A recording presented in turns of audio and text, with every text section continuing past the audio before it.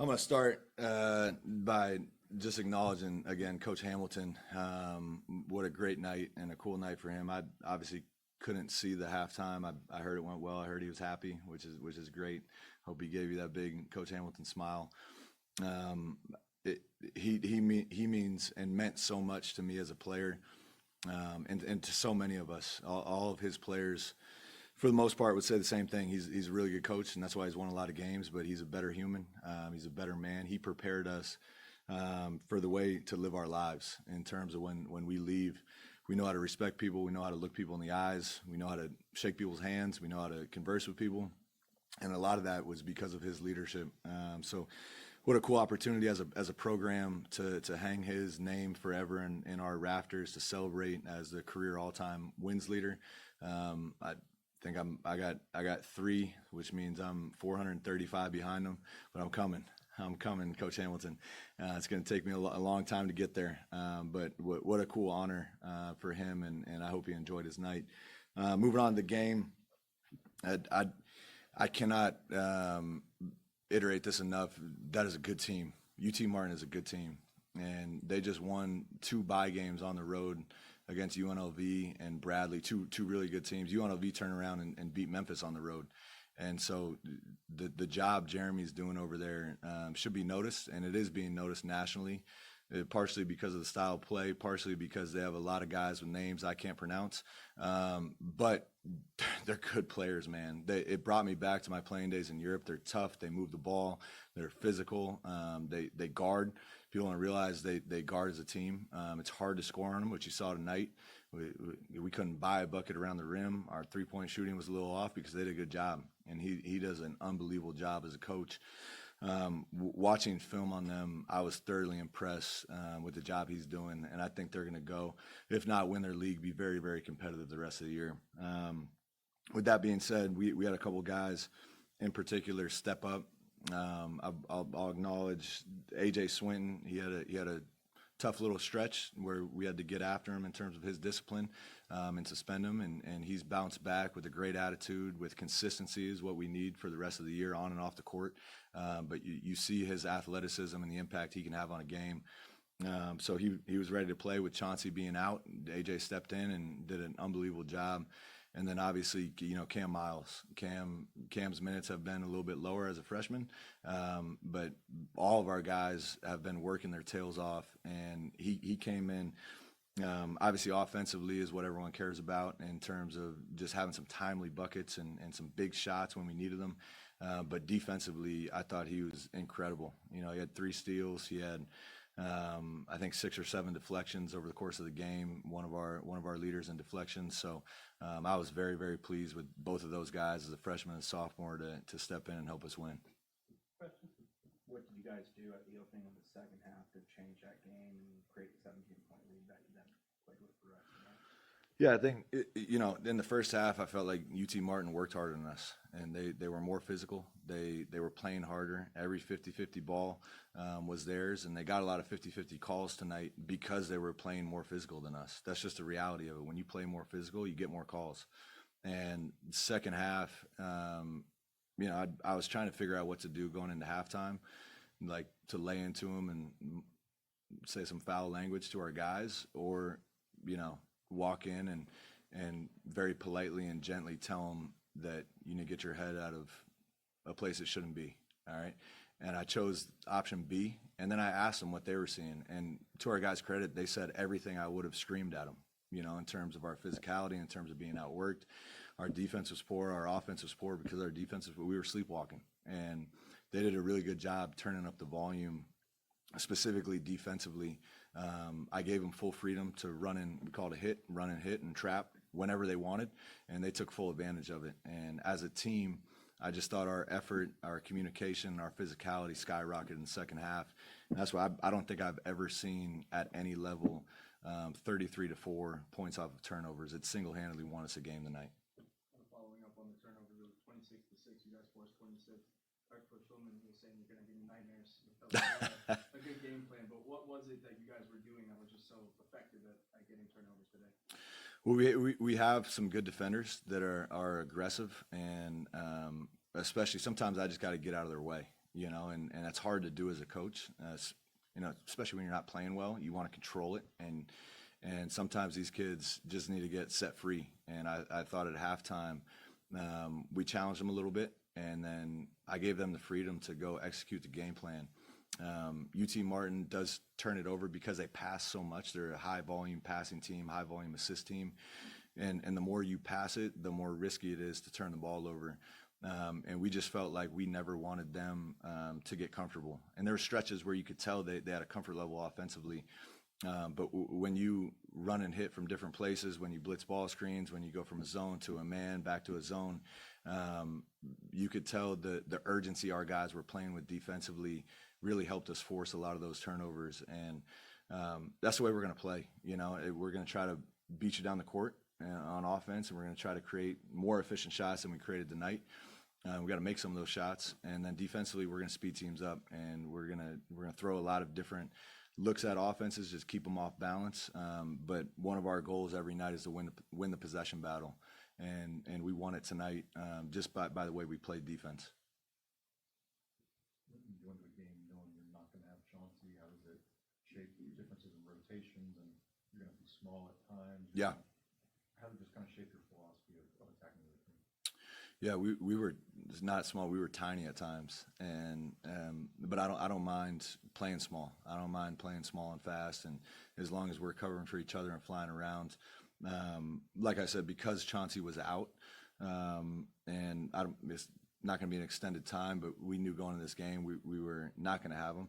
The last few days we prepared on a few different lineups that we thought could be successful against UT Martin. Some were, some weren't, and that's the way the ball bounces sometimes. But like I said, guys stepped up. AJ had a great game. He had some plays just athletically that kind of blow you away. And other guys, even Lejay, he couldn't buy a shot. I was telling him to keep shooting, and he's looking at me like, "No, sir, I'm going to start driving." And that was probably the right call. He got to the line 10 times, way more than he's been all year. I'm still going to tell him to keep shooting, him and Kobe specifically, start one out of 5 both, because their game plan was to take those guys off the line and make it really tough for them to shoot. But I felt like because of that, they turned down some looks that they should have shot. But respect to Lejay to kind of figure it out as a grown-up, as a senior of, okay, shots aren't falling, I'm going to do something else to impact the game, and especially down in the second half. He got downhill and got to the foul line, which really helped us. Have you ever gotten a technical before, like at any level as a player or as an assistant? Yeah, a few times. Not here, though, right? I wouldn't think. I don't think I ever got a tech as a player at Florida State. I think Coach Hamilton would have murdered me. But yeah, I'm not going to go into that because it's going to get me going again. But like I said, I'm still adjusting to some things in college. The refereeing being one of them. I didn't think they had a bad night by any means. I was just, yeah. I'm gonna leave it at that. I would have done the same thing I did again if this game was played 5 minutes from now. I'm not afraid to stand up for our team, and overall, again, I'm going to keep learning the college game, but I'm also going to have our teams back, and I got to be smart about the time. Obviously, it was I think a 9 or 10 point game when it happened. Late in the second half, I got to be a little more wise and control my emotions, but I'm also going to stand up for our team and stand up for what I believe are right calls and wrong calls. But overall, I thought the reffing was fine. It was just a moment of a little bit of fun. Well, it was a great call. Yeah, well, I'm not going to. Comment on that. I did have Yeah. a question, though. When you go into halftime, Corey's lobbing himself, just like, you got to get me fine. Doug's having a full-blown panic attack, and my administrator's sweating over here. Yeah, what were you going to say? You're 4 games in now. Yep. When you go into a locker room at halftime, is it the same message every time, or like, do you let the players kind of tell you get advice from the players or feedback from the players as far as what they would like to do? And how much is it like, I don't know, you guys talk to each other? It's collaborative, not just coaches talking to players and telling them what to do. Yeah, that's a good question.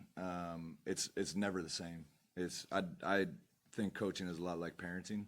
The same thing doesn't work every time. You can try to discipline your kids 1,000 times over. Sometimes you got to love them. Sometimes you got to yell at them. Sometimes you got to hug them. Sometimes it's always different. And that's the job as a head coach and the job as a father to kind of find that balance of what they need. Sometimes you need tough love. Sometimes I need to ask my daughter why she did what she did to get her to understand where I'm going. And tonight was one of those moments of like, you guys tell me, you guys, and I'll say this too. Sometimes I got to read the room, and when you walk in and the room's not silent, they're actively talking and sometimes yelling at each other. To me, that's a great sign, because they're not satisfied and they're trying to help each other.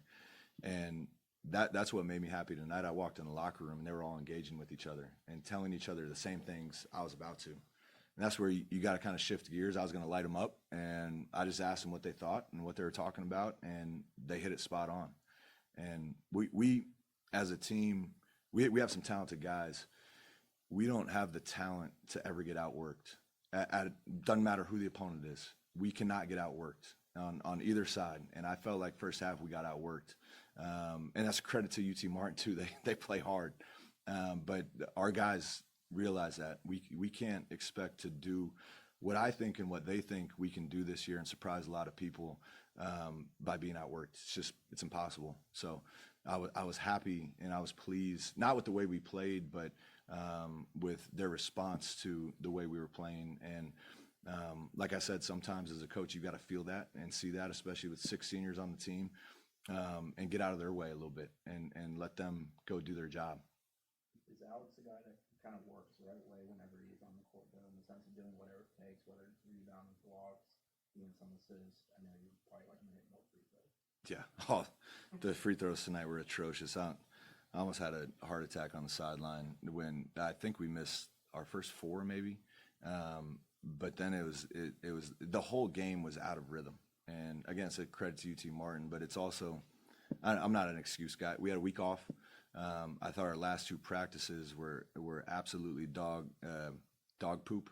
And I let the guys know that the way you prepare impacts a game. And even when we shot our free throws today and shoot around, we weren't focused. You call it basketball, guys, call it whatever you want. We did not work the way we should have worked leading up to this game. And to me, it showed up in a lot of different areas. But with your question of Steen, in regard to Steen, he's probably our most dependable guy in terms of knowing what his job is and then executing his job regardless of the circumstances, which I love. I know I can count on Steen. He knows his job. He knows how he can impact winning. And he does that at just an automatically consistent level, time in and time out. Put him in the game, usually good things happen. Take him out of the game, I don't feel quite as confident as I do with him in the game. And he does all the little things. Some people call it a glue guy. It doesn't matter what it is. He's gonna do it to try to help the team win. How much has it helped Tomas and Cam being around? You said 7 seniors, just learning and then leading up to a game like tonight for Cam. Yeah, Tomas and Cam and Martin. Even though Martin started tonight, that's usually our second unit in practice. And those guys have such a competitive spirit and a confidence to them that I love. And we had to have some conversations with a couple of those guys as underclassmen across the board, because naturally in human nature, you're not happy with the minutes you're getting. And I told all of them every day is an opportunity to earn more.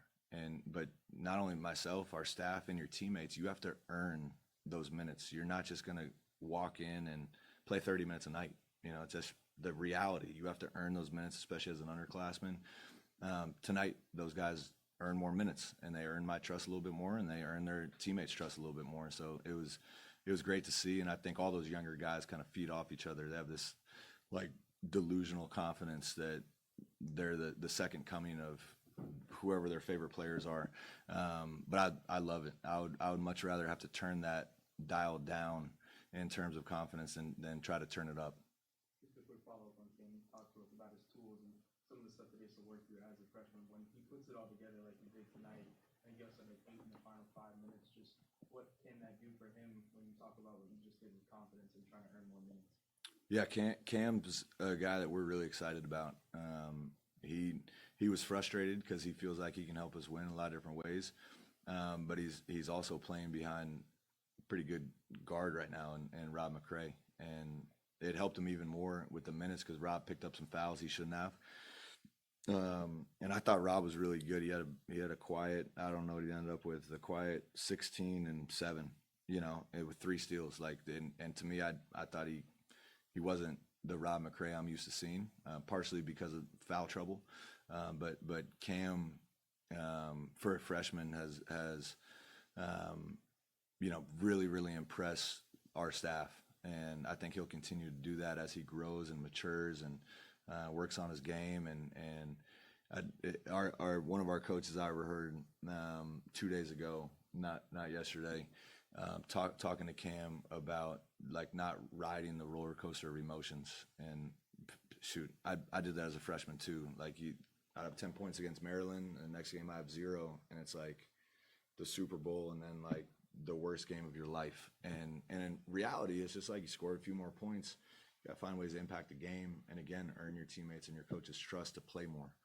And that's natural. I think the world of Cam. He's going to help us win a lot of games.